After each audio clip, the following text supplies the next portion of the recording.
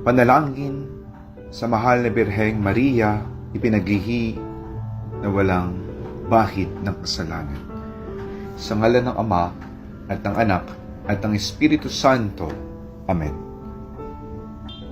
Mahal na Birheng Maria, Ina ni Jesus, at ina naming lahat, lumalapit kami sa iyo na ipinaglihi na walang kasalanan. Yakapin mo kami mga makasalanan.